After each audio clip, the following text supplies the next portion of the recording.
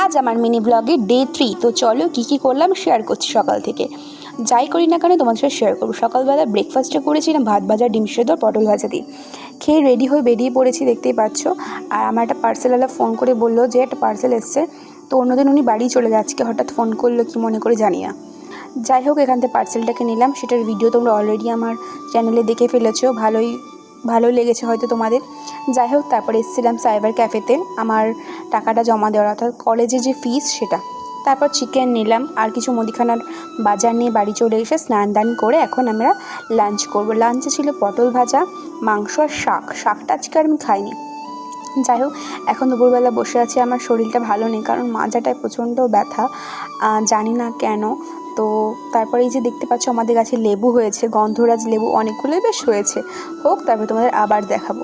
তারপরে দেখতে পাচ্ছ রেডি হয়ে বেরিয়ে পড়বো এখন স্বর্ণকারের দোকানে, অর্থাৎ হালখাতা ছিল সেটাই আনতে গিয়েছিলাম।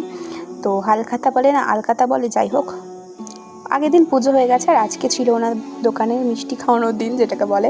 আর এই দোকানে ব্যাগটা বেশ সুন্দর দিয়েছে, আর এমনি প্রত্যেক বছরই সুন্দর ব্যাগ মিষ্টি দেন।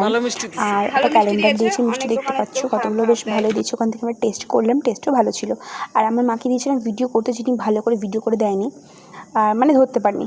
পড়ানো হয়ে গেছে, পড়িয়ে বাড়ি এসে গজাটা খেলাম, খুব খিদে পেয়ে গিয়েছিল।